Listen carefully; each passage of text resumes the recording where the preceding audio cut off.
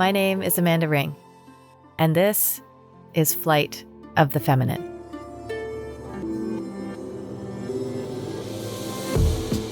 Here on Flight of the Feminine, I'm inviting you to explore and reclaim all things feminine, the divine and the dark.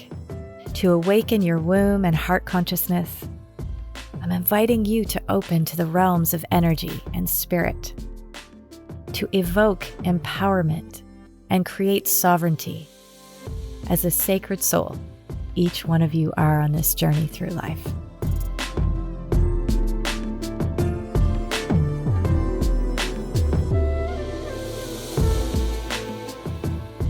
Welcome back. Here on Flight of the Feminine, I'm inviting you to explore and reclaim all things feminine, the divine and the dark. Womb and heart consciousness, opening to the realms of energy and spiritual expansion, empowerment and sovereignty as the sacred soul each one of you are on this journey through life. And today, I have a very special guest joining us. Serena Haines, certified sexologist and intimacy and relationship coach based out of Halifax, Nova Scotia. Chibuktuk Mi'kma'ki. This episode, In Touch, Let's Get Intimate with the Feminine, is going to be a nice extension of some things that I touched on in episode 3. So if you haven't had a chance to listen to that, Your Body is Talking, Are You Listening? Be sure to go back and have a listen, as it will amplify what we discuss and share with you today. Serena is not only an expert in her field, a valued colleague, but she is also a sister and a friend, and has been an essential resource for me personally. I reached out to Serena in 2022 as part of my own sexual healing and reclamation journey. I had already been exploring the layers of internalized misogyny that were influencing my personal freedom and aliveness as a woman, as well as within the work that I offer. And like so many women, I had still been neglecting aspects of my own sensuality and sexual exploration.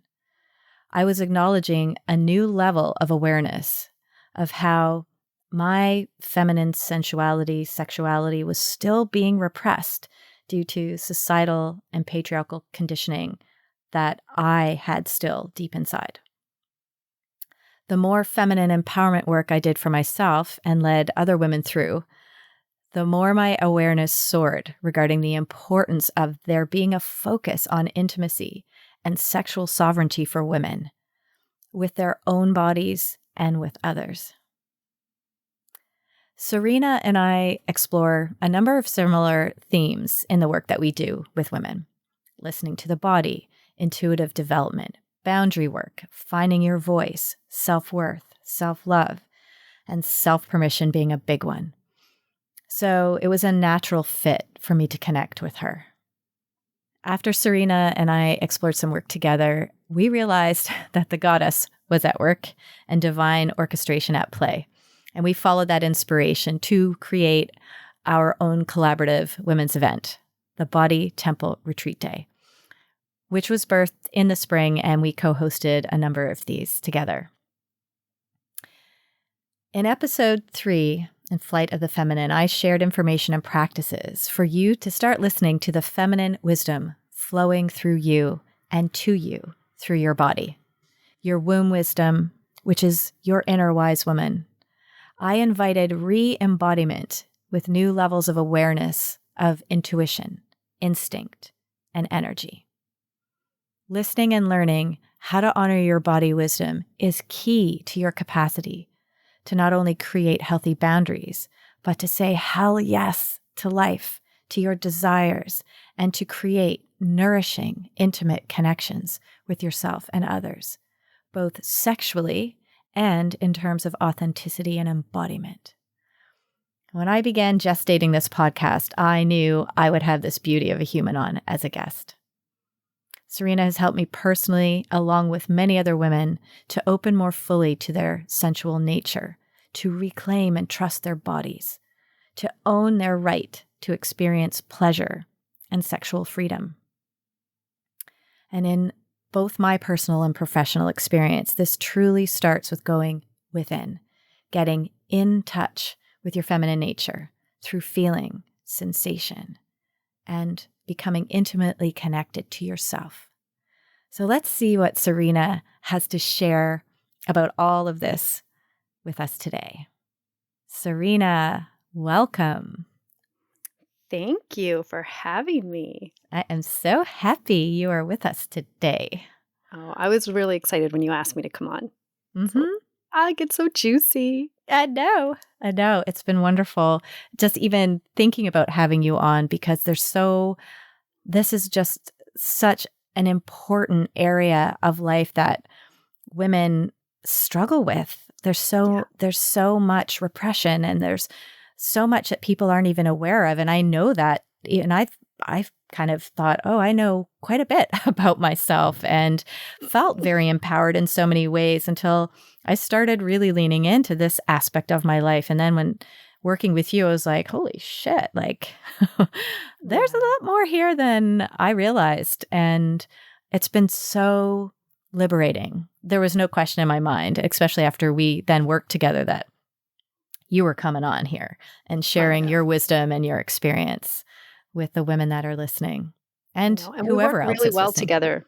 Yeah. You and I, we just jive, you know? There's just something about, you know what I love about you, Amanda, is that there's just something, you're so ceremonial. We've talked about this. You are so ceremonial in the way that you do things, and I'm not necessarily, right? Like I do my own little ceremonies, but they're not near as much as what you do. So just the learning from one another and that back and forth and I think even like the juxtaposition of just the way that we both attack, if for lack of a better word, but come into and embrace the topics that we come into, that we talk about.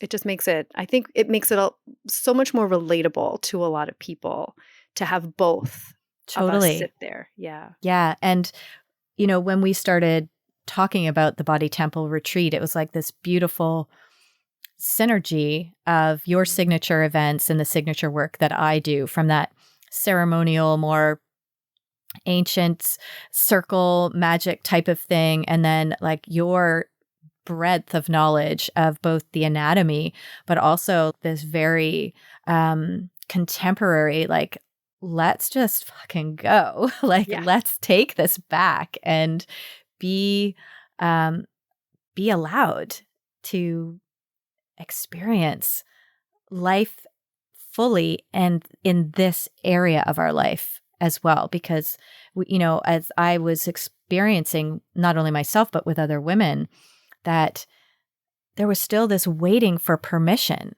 that it was okay. And there's so much stuck in the subconscious around what's allowed, what's appropriate, what's not, and the whole good girl syndrome side of thing that I brought up in a previous episode. And yeah, I fully agree. We've got this really nice synergy of the raw and the sacred, coming together.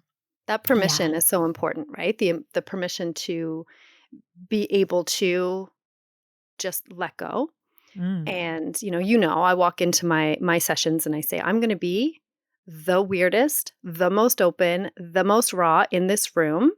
And the feelings that come up for you, comfort, uncomfort, the anxiousness, all of that, dive into it and let it happen. But I want you to use my presence as your permission to be everything and to experience everything and to let go of everything that you've ever really wanted to.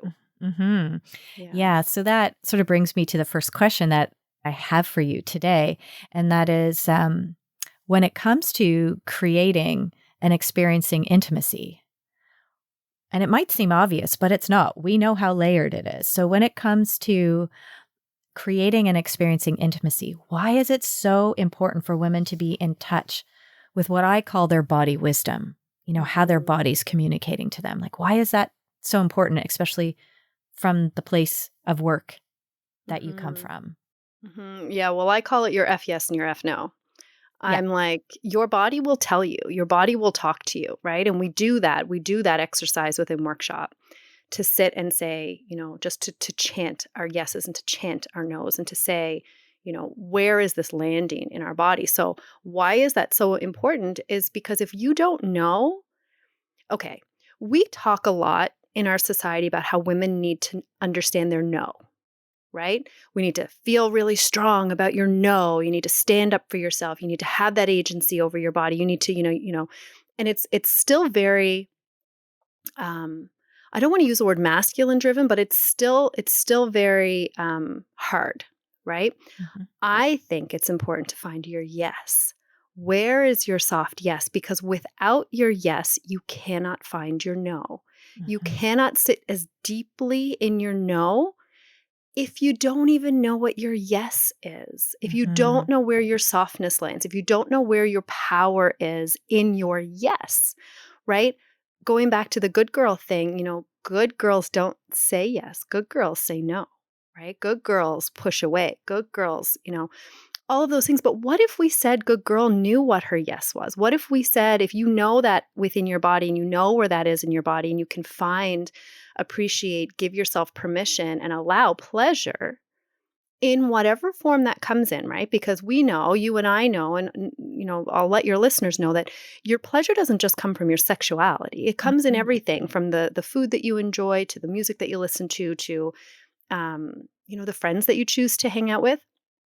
So when we find our yes within our body and we know where that sits, then that leads to that intimacy within self and partnership and others around you in being able to define, to figure out, and to recognize where you truly land, where you truly sit, and where you want to be in life, right? If we're just taught all the time to say no, well, that's where we've been. And that's what's created so much shame. And that's what's Mm-hmm. created this, because when we do feel that yes bubble up inside, for some reason, we're questioning in it. We're like, we're not supposed to feel that yes. I'm not supposed to want that. I'm a woman. I'm not supposed to speak out. I'm not supposed, all of those things. So we think that women don't know how to say no, but that's all we've actually been taught to do is say no, Mm-hmm. right? But in a different way. So I think that it's important for us to listen to our bodies when it comes to our yeses as well. Yeah. And just listening to what you're saying there, if we don't know our felt sense of yes, like Mhm. what, and I talked about that in the previous episode, like what lights us up, what we desire, what feels aligned, then we could actually get entrenched in our no. Always. And our no doesn't become protective and empowering. It actually becomes imprisoning. Like it's And limiting. and And it's like a limiting. prison. Yeah, Yeah, it and we just just we live in it mhm. constantly, right? And that Mhm. that translates into the shame that we feel, and it translates into us living a small life. Yeah. It translates into, you living a small sexual experience, Yeah. just the one that exists in the bed under the covers with the person, Yeah. and no curiosity or Mhm. exploration of what else you're capable of. Right. It's not expansive. It doesn't have that expansive quality. Yeah, that's what I'm hearing. And it's so true because the no, rather than becoming protective from that empowered place, like asking our inner masculine to stand up, and even our feminine, A powerful feminine, yeah. warrior energy to stand up and say, you know what? No, this doesn't feel right. So I'm not going there. That's different from being guarded Mhm. and blocking things from coming in because we're not sure what to do with them because we have no reference point to what our yes is. Exactly. It's the same as if we Yeah. walked around in constant light or even constant dark. You wouldn't have a reference for what light or Hmm. dark feels like. You don't, if we always say, oh, it's terrible to feel sad. Well, but it isn't terrible Mm-mm. to feel sad. It's Mm-mm. wonderful because then you can really appreciate the times that you feel happy and Mm-hmm. joy, right? Yeah. Without both sides, without that whole spectrum, there is nothing. So within us finding that yes,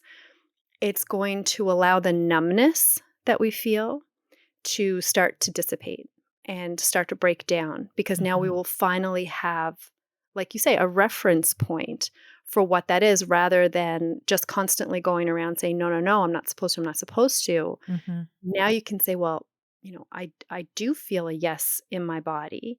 So when I feel my no, when I feel violated, when I feel like I'm not listening to myself, I'm going to stand in that so strongly rather than question, right? When we're sitting in our no all the time and we sit in this, just this unknowing of what pleasure can be, we question ourselves where we can be, and I say we don't have to be women in order to feel this, just humans in general, but we question our own integrity, right? We question, am I doing the right thing? Am I not? Because we have nothing to compare it to. So I think it's really important to find all of your yeses. I think the no's will come after you Yeah. find your yes. Yeah.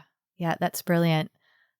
Yeah, and that was something that, we've obviously explored together, but also in the Body Temple, just having women have the experience of actually vocalizing no Mhm. and yes, and how that felt in their body.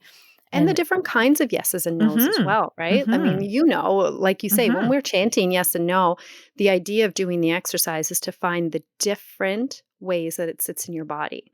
Sometimes your yes will come out exuberant, and sometimes it comes out very, sensual and Mhm. Mhm. really juicy. And sometimes your no will come out very hard and really strong. And then sometimes your no is a really soft no, and that's an okay thing too. And even playful, you know? Very playful. And that speaks to how we can, once we're actually comfortable with our no's and our yeses, we can play with them Yeah. in a way that doesn't feel like self-abandonment. Mhm. So I could say no, and be very coy about it, and it actually means a yes.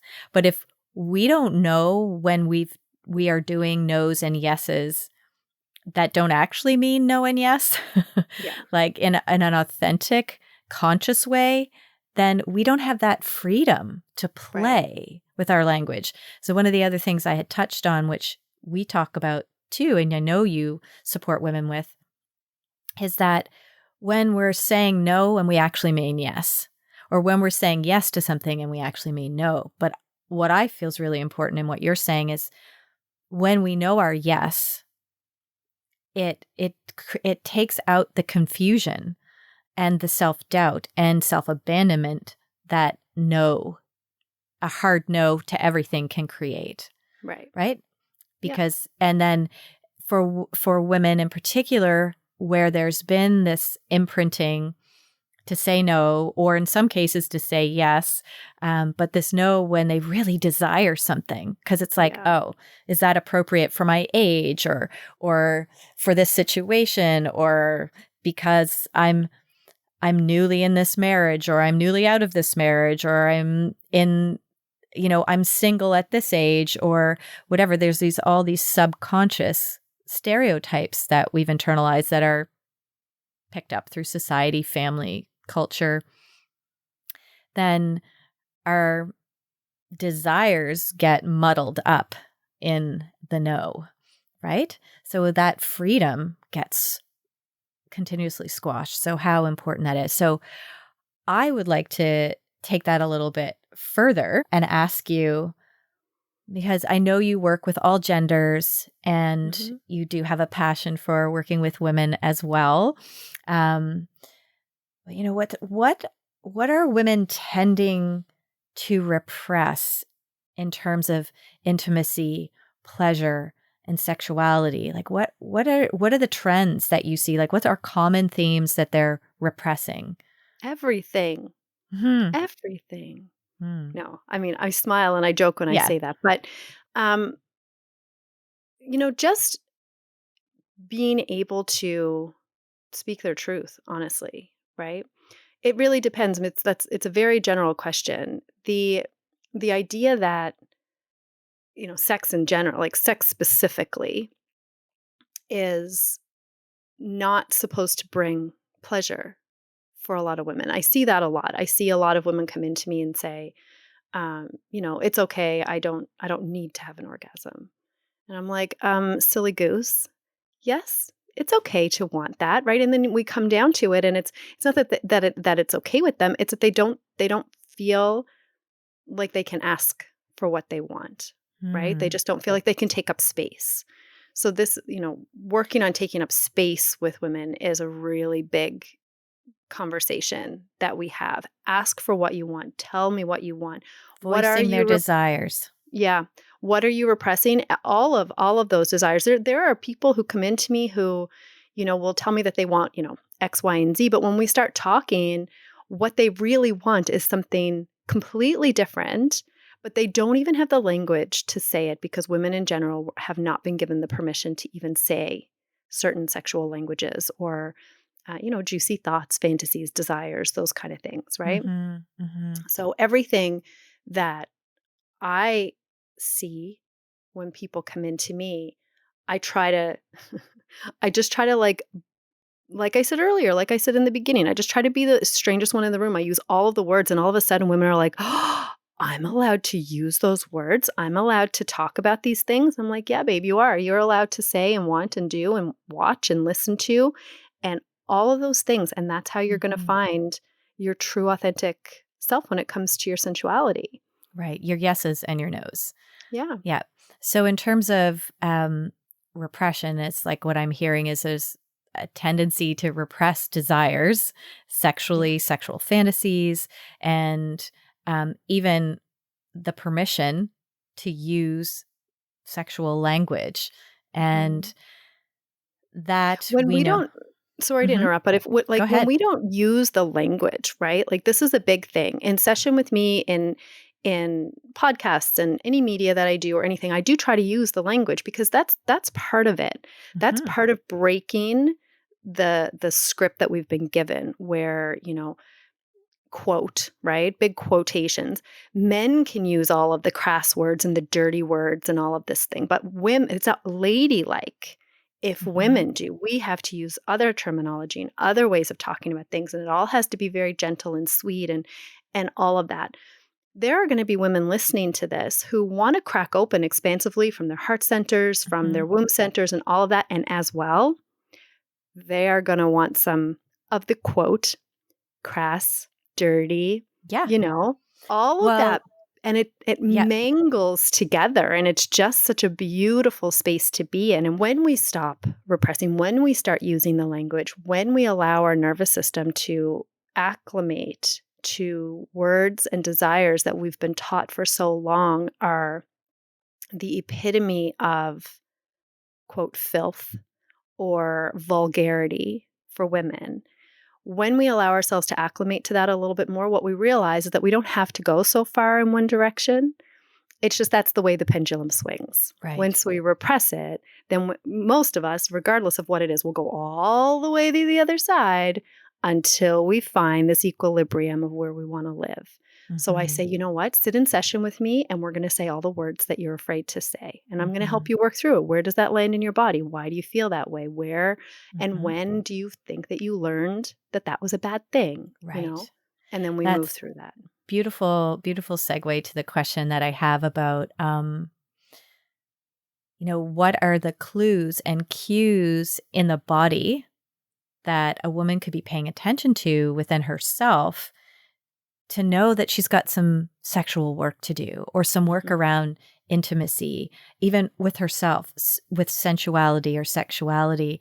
And just what you're saying there is even for women to sit with saying things to themselves, saying things out loud, what their desires are in terms of sexual exploration or what turns them on or what lights them up and seeing how they respond. Because you and I both know as these topics come up and we facilitate, whether it's one-on-one or in groups, and we start exploring this, women have very emotional reactions to even the idea of being allowed to explore this part of themselves.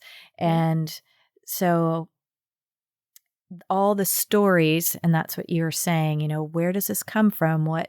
When did you learn this? Or whose thought is that? Like all the stories start to come up and we can disentangle the story to get at what is that beautiful little light in there that's desiring something. And it could be something very erotic and possibly even quite dark and dirty my or what. favorite. Yeah, right? Like it's again, then we are getting at like how in the subconscious that has been vilified, particularly Yeah. for women, Yeah, if it's right? not light and love, if it's not light and love and Mm, fairies like and the dark floating femme. and Yeah. Yeah. where it's completely ignored and it's completely, like you Yeah. say, vilified. And Yeah. that's not the case because No. here's the thing, if we don't embrace that dark side of us, then anything that we repress becomes an obsession.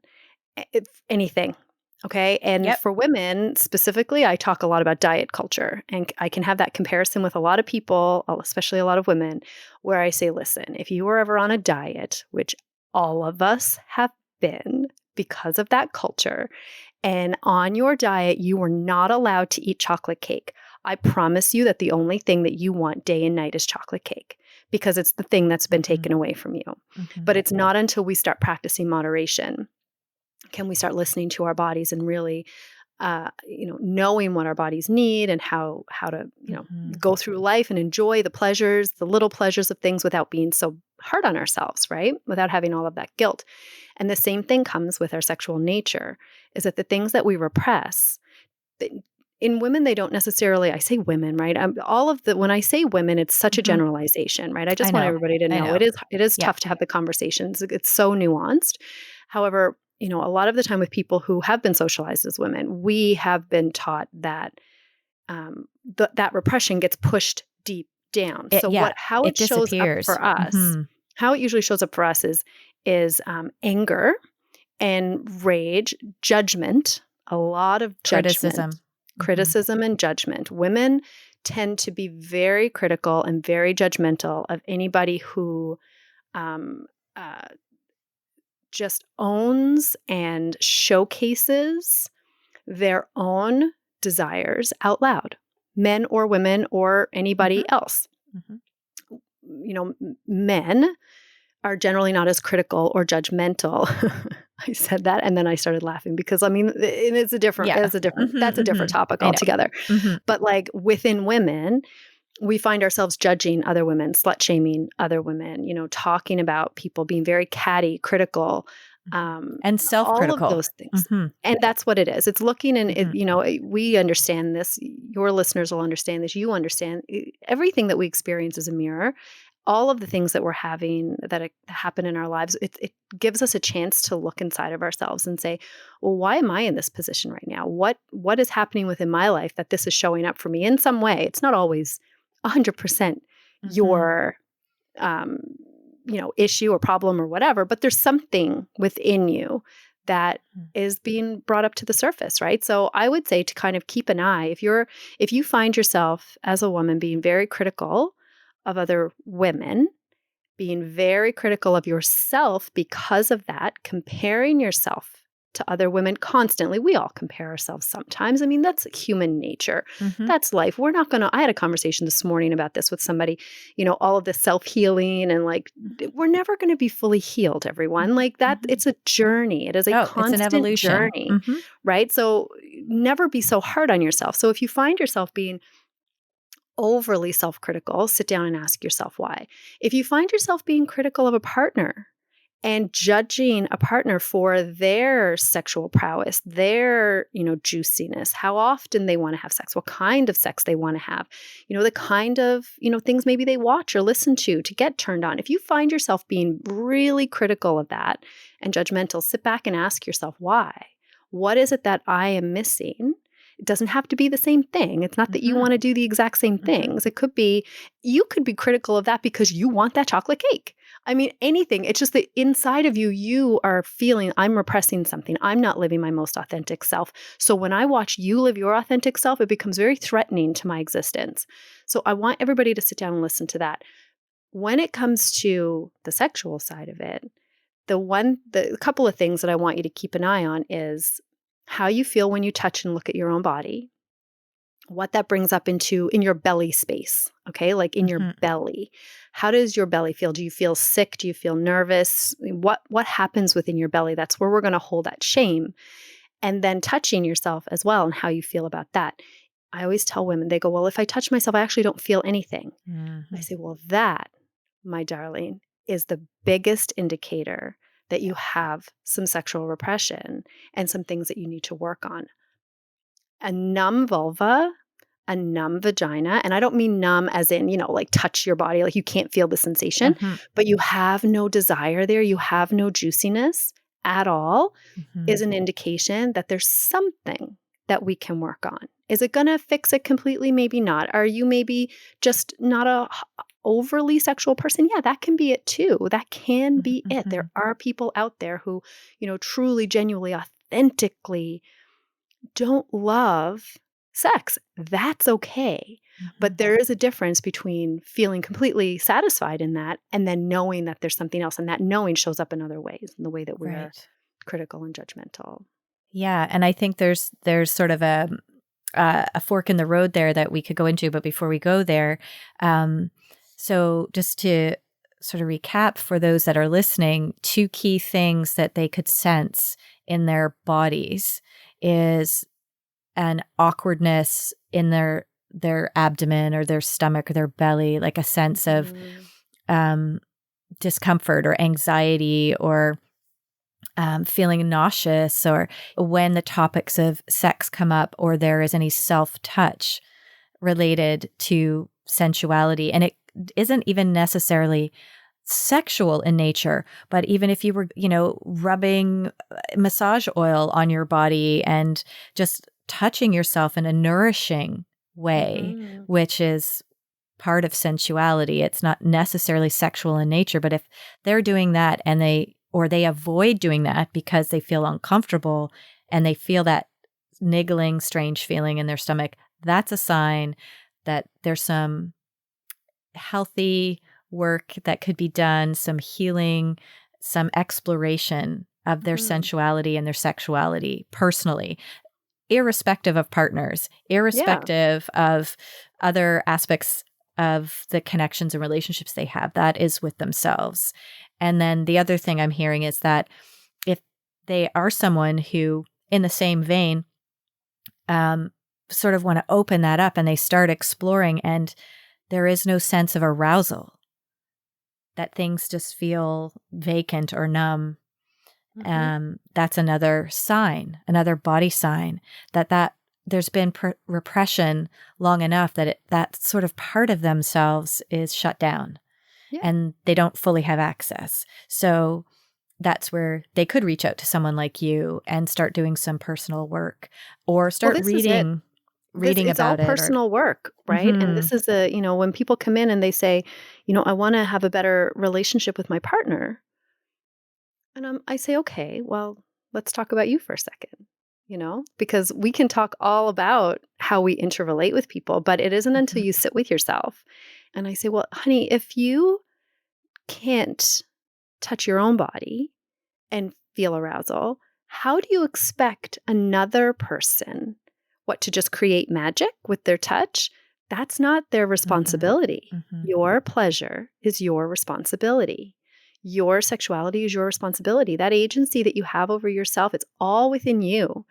And when a woman becomes so alive that the touch of her own skin on her own skin, it doesn't have to be sexual in nature, right? It's just sensual. It's erotic in the most pure sense. We use the word erotic so often in our culture that it's just always associated with sexuality. But, eroticism is just a joyful, playful way of living. It's infusing your life with joy and playfulness, curiosity.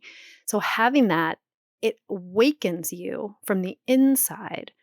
And then you can have those expansive experiences with anyone. I have people who are in casual relationships and we work on how they can have the most expansive relationship in a casual setting with people. We always think the only way to have the most amazing sex, the most amazing erotic time is with a long-term partner who knows my body, Nope. The way to have the most erotic sex life, sensuality, aliveness in your body is for you to have that connection with your own body. And then you get to share it with whomever you choose. And you also get to protect yourself from whomever you choose. So it is all within They're, as within, so without. I mean, if you don't feel it on the inside, then you can't bring that to another partnership, regardless. It could be your friendship, your family unit, business. Yeah. The way And we do that's one thing is the way we do most. exactly. And I just love everything about this because this is about coming within and really going in and nurturing this within ourselves first. Yeah. And it speaks volumes to how we've also ended up in these situations and in connections with people where they're also sensing, or both people are overriding this inauthentic connection. The intimacy is lacking because we're showing up, and a lot of women fake, and not only women, but there's a faking of this connection, because Don't it's get what me they started on faking. I know, but it's like they want the feeling, they want the experience, and of course, each person wants their partner, whomever they're connecting with, to feel like they're being satisfied and all of that. But it breeds this inauthenticity, and it also still externalizes the action.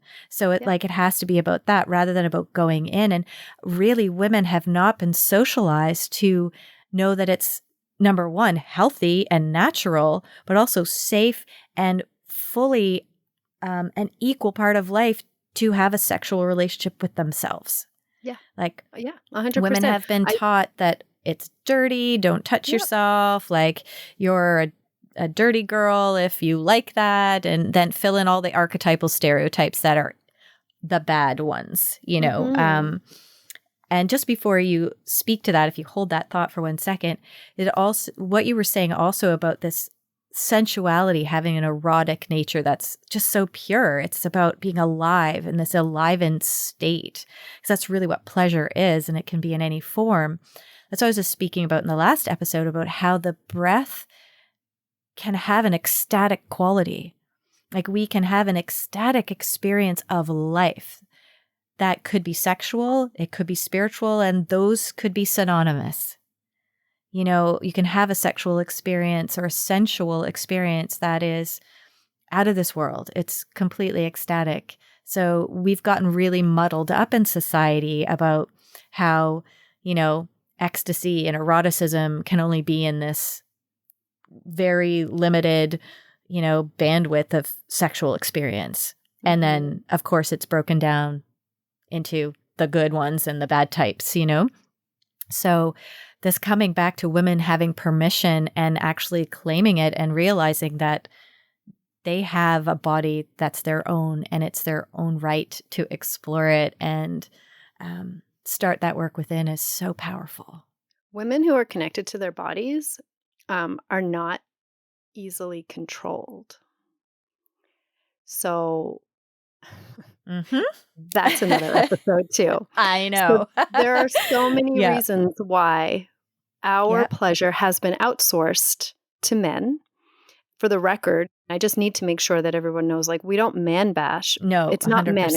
It's the patriarchy, right? It's a system. Yep. It's, it's certainly not your neighbor or your husband or your brother, it's just the system. And it's not just men. I mean, it's just misogyny and the patriarchy in general. And that is infused in all of us women. When I talk to women about having internal misogynistic qualities, tendencies, a lot of women get very defensive and say, well, no, definitely not. But if you really dive in, we all have them a little bit, and we have no choice. It's the system that we grew up in. So it's not a fault. It's just something to recognize, and then we can work on. But, a woman in her sexual expansiveness is extremely hard to control. Thoughts, pleasures, just that agency over ourselves. And that's a new concept, Amanda. We weren't allowed to have debit cards until the 70s, right?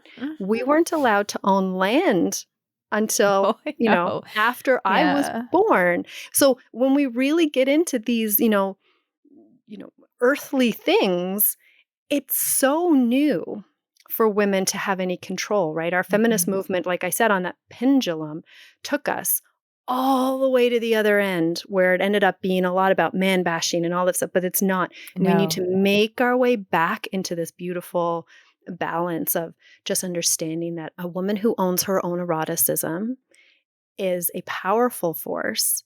And then, girls, we need to use our power for good and not evil. Yes, that's right. It's a true. But it's true. So, Mhm. a lot of the time I say to women when they come in, and this has happened more times than I can count on my hands.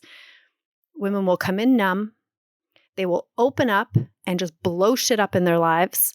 And then they come back to this balance. And that is the process of healing. You have to just like the Big Bang, just like any spiritual explosion, we explode it all out. You become so aware of all of these things. It shows up then in rebellion. It shows up in anger, angst. It shows up with, just it looks angry. It looks Mhm. like rage.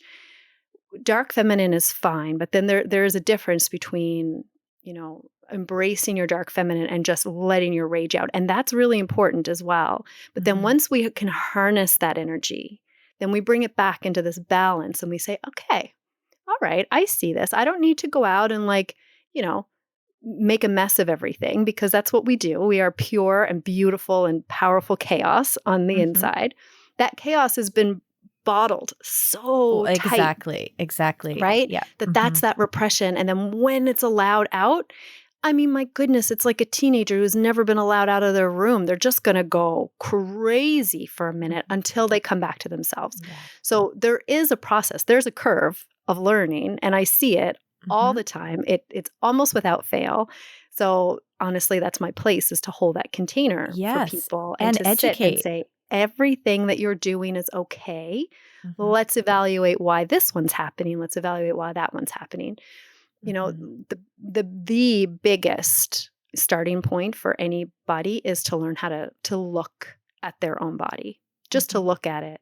Just stand in the mirror in the morning and look at your body completely naked. And I Mhm. challenge you to not say one bad thing about yourself. Yeah. We And can when just you do, you stop the exercise, you move on, you try again tomorrow, because we Yep. don't do that anymore. Mhm. Yeah, and that this whole aspect of even seeing the body and the education piece that you provide too is so many women don't understand their anatomy and the Right. anatomy of arousal. Yeah. So they could start exploring touching their own body in a sensual way or a sexual way, but they actually don't know how it all works. And it's just been hit or miss. And just like everyone on the planet who's gone through puberty and their sexual awakening, a lot of people didn't have a lot of guidance with that. And it was trial and error. And it was by what your friends said or what you saw in porn or what you saw in a Yeah. magazine or whatever, you witnessed, but there wasn't like true education. And again, I would be so bold as to say intentionally, there's been a lot of disregard for proper education around Yes. sexuality and Of sexuality for course. everyone, not just women, but for men as well, not Mhm. understanding how their prostate is essential to their overall health and how different parts of the body um, evoke arousal and how that can be expansive, right? When we wake up our bodies like that, we start questioning everything else around us. And they don't want us questioning things, No, right? no. So when Hmm. we wake up that body, when we wake up those lower energy centers, I mean, that's our connection, Yeah. right? And, Oh, yeah. and then moving up through, I Oh, mean, you and I know just hmm. how much we work with our heart space, and, moving that energy up through our bodies. It's just one of those really powerful tools that we can use. But you're right. Yeah. It has been intentionally not taught to us. Well, this is the seed of Shakti. Yeah. Shakti and Kundalini are at the base of the Yeah. energetic system. And They this are is in what the root and the sacral. Hmm. right. And this is what we want to try to wake up. This is what Hmm. we're doing, is allowing that we're kind of like shaking. Whenever I visualize it, it's like shaking the dust off, but it's not just dust. It's like hard cement. And we're just like cracking that open. And this is it. When that gets cracked open, it can move really quickly in some people, and it can't, and it moves very slowly in others. And that's okay too. But when it does crack open, there's really no going back. Once you know, you know. And I love that. I love that when people come in, they go, oh my God, like I didn't know that this was even possible. But just to your point of, the sexual education that we get, we have sexual education based on religion and based on procreation. And we won't get into it too deeply, except to say that it's very penicentric, right? All of our sexual education was always very penicentric. If you go through any textbook, any, young adult educational book that is in schools or, all of those things, age appropriate things, it's very penicentric. And the clitoris is not actually labeled in any of those things. And when I ask women who are of a certain age, my age or older, and I say, well, what is the male sexual organ? Do you know? People will go, yeah, penis. And I say, well, what is a female sexual organ? And they say, well, the vagina.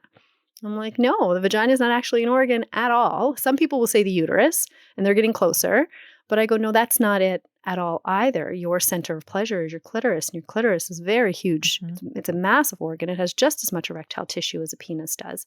It takes, not 45 minutes, and it's not that complicated.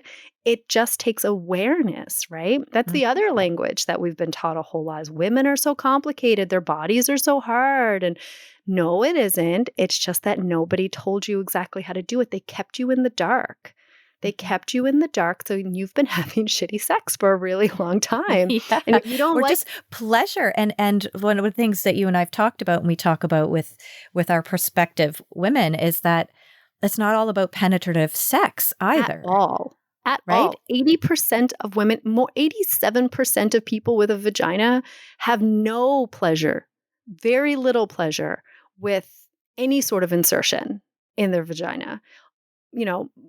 Well, especially without including some clitoral stimulation or our like, clitoral, need our clitoris stimulated. I mean, that's it. And the idea is, it's really funny because even when we talk about like G-spot things or anything on the inside of the vagina, anatomically, if you get into a room with me, I'm going to sit there and teach you that as not vaginal stimulation, it's actually the backside of your clitoris that is being stimulated and all of the erectile tissue that is attached to your clitoris. So it all goes back to that. Barring your cervix, and then your cervix is the most magical place in the world to have expansive, imploding, energetic orgasms. And that's a different, kind of feeling altogether.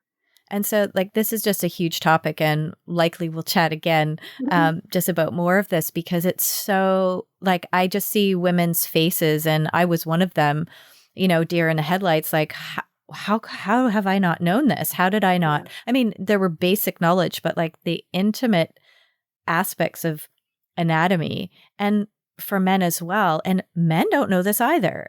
No, so, exactly. And also women can't direct them if they're in hetero, whoever the partner is. Like women who have clitorises and vulvas, don't know their bodies well enough to even guide someone else. So I say to people all the time, especially men, I go, guys, imagine a life where you've never touched your penis. And they're all like, what do you mean? And I go, exactly. Right. Yeah. Now, the women that you're with, if you're with a woman, more likely than not, if she has, she's not continued to, and she's been told that she's not supposed to touch it. And then I say to the women who are, and I'll just go back, a half an hour when you said about faking it, for the women who are having sex and they're faking it just to get it over with, you're teaching your partner to touch you the wrong way every single time you fake it. And that has to be self-responsibility and self-accountability there. Your pleasure is your responsibility. Yeah, we can't blame our partners for that. We have to recognize that our subconscious and our consciousness has been so manipulated that it's our responsibility to then go in and start exploring. And when things start to surface, get curious, be compassionate, and also have the courage to go, I want to know more about this. Yeah. I want agency over my body. I want pleasure in my life. And that's why so many people, not just women, that are walking through life with this deep sense of dissatisfaction, even though they have so much, in terms of material and possibly even really supportive, intimate connections, but they don't feel the juice of that intimacy. No. No. I think that's a beautiful place to sort of end, to invite women to start getting more curious, to pay attention to what their body sensations are when they start exploring their own body, both sensually and sexually, and to reach out for support and education with a sex therapist or resources. And maybe you can share a couple with me that I'll pop in the show notes, and we'll definitely have your contact information in there for group events and one-on-one work. But just so that there's this invitation to start going in and stop projecting out the blame. And us acknowledging misogyny and the patriarchal influence isn't about blaming, it's fact. It's about acknowledging this has had a negative impact on everyone, because equally this has impacted the men that I've worked with, where we talk about these themes as well. Their life force energy and their kundalini energy is getting overstimulated and over released as well. Like there's different ways that they have been socialized to not harness that sexual energy to have more expansive connections with their partners and long lasting or sustaining sexual erotic experiences. So it's across the board, because that it doesn't matter gender or sex, really. So I would love to have those, resources. We'll throw them in the show notes.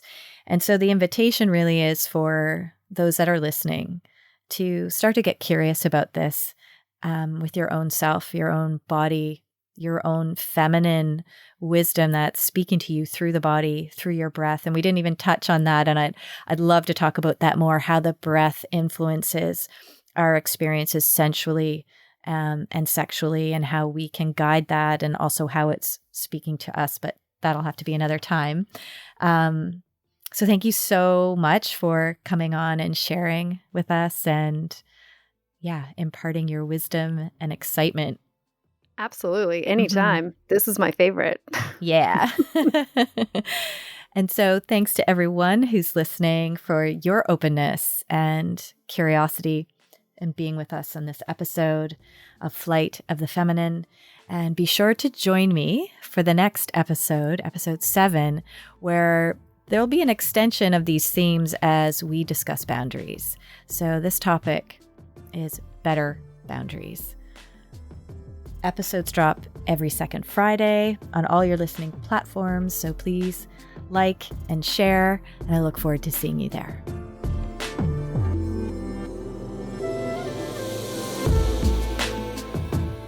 It's time, my sisters, to elevate your mind, expand your feminine heart, explore your inner wisdom. Let's soar together. Sending you all big, big love.